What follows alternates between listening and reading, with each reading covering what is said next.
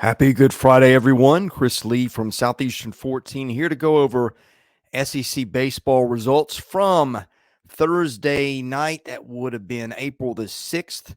We've got 5 games to go over. We're supposed to have 6, but Ole Miss, Arkansas got rained out. So let's get right into the biggest one of the night. The much anticipated matchup between South Carolina and LSU did not go as planned. Boy, this was the odd box score line of the night. Carolina scores 13 runs on just 8 hits and strikes out 15 times. But the real story was Paul Skenes was mortal. He had not been all year. He gives up his first 2 home runs of the year to Ethan Petrie and Braylon Wimmer. Goes 3 innings. There is a long rain and lightning delay, so he doesn't come back. And South Carolina just picks it up against the bullpen. Petrie hits a grand slam later. Dylan Brewer got a home run.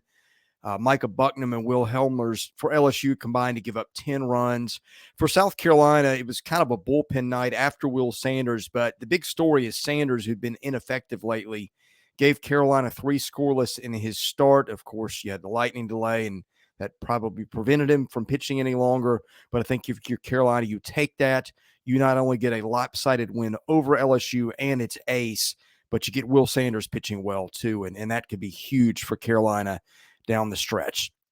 Okay, probably the other most anticipated series is in Knoxville, where Florida jumped on Tennessee pretty early and coasted to a 6-1 win. The Vols had the bases loaded in the 9th, couldn't get a run.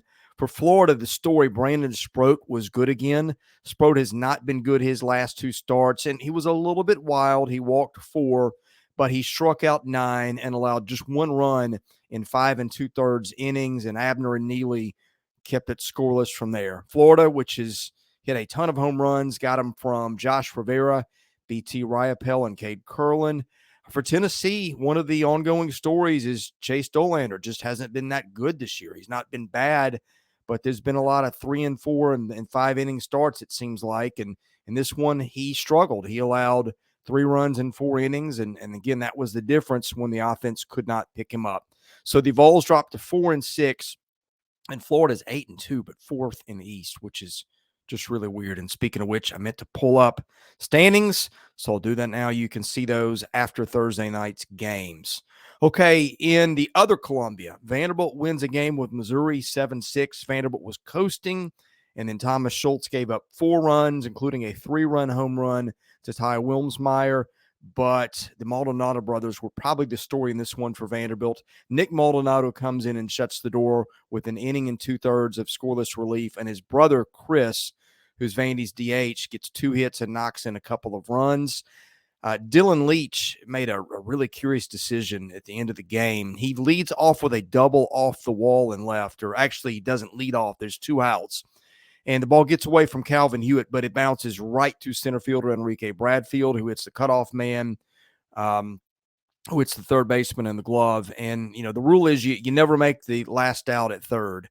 Well, Dylan Leach, who's a veteran who's played at Arkansas and as a catcher nonetheless, did that. And so that was one of those head scratchers when you saw the game end like that. For Missouri, I thought the story was Logan Lunsford. He was really good with a breaking ball and an off-speed pitch. For Vandy, the story was not who played, but who didn't. Carter Holton, the Commodore's ace, had his turn skipped in the rotation. From everything I'm hearing, it sounds more like I don't know how to put this, maybe a health concern more than an injury. But in any case, his start was skipped last night, and Vanderbilt went to Bryce Cunningham, who was okay, gave up 2 runs in 4 2/3 innings in what was a really tight strike zone. Very, very tight strike zone in Columbia on Thursday night. Anyway, Vandy stays unbeaten at 10-0 and on top of the division in the East. In Tuscaloosa, we've talked about Mississippi State. We've said State, in spite of that record, has got a good offense, and you saw it last night. Ross Highfield had 14 of State's 4 hits. He hits 2 home runs. Alford and Hunter Hines both had a home run. One of the stories here, Cade Smith got the start. He's been unhealthy most of the year. He goes 3 innings, gives up 3 runs. So not a great start.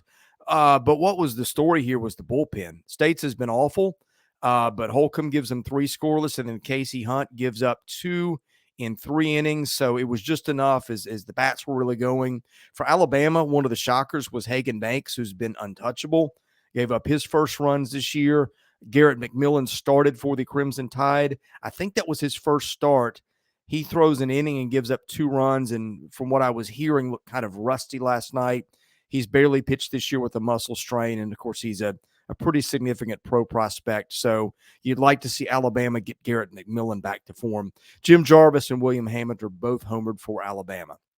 Okay, in Auburn, Trevor Werner had 2 doubles and a home run, and A&M beats Auburn 9-5. Ryan Targach homered. So did Jace Lavalette. Evan Aschenbach, who's been a big story for the Aggies, was really good in relief again. He gives 3 2/3 scoreless innings to finish. Auburn's Tanner Bauman. Auburn has struggled to pitch. Bauman gives up 6 runs and 4 1/3, and that was the difference. A&M pitchers struck out 15 in that one. Okay, everything resumes tonight. You should have 7 series. I say tonight. I think some games have been scheduled for the afternoon, given the threat of weather that's hung over the South. We've had a lot of rain here in the Nashville area. I can tell you that. But anyway, you will see hopefully 7 games played tonight. You will see Georgia and Kentucky start that series in Athens. That one was not scheduled for last night. And you will see Arkansas and Ole Miss play a doubleheader today. We'll wrap that up later. You can get those on our channel. We're going to start wrapping up games probably the night of or the morning after every games. The SEC now usually starts a series on Thursday night, if not a couple. And then you have series as normal on Friday, Saturday, and Sunday. So we'll have daily videos to wrap all those up. Best way to get those, hit that subscribe button, hit the like button so you can keep up to date on what is going on in the league. We'll have our usual power rankings and things like that too, and even do some series previews. Okay, thanks for watching. If you like this, hit the like button, hit the subscribe button.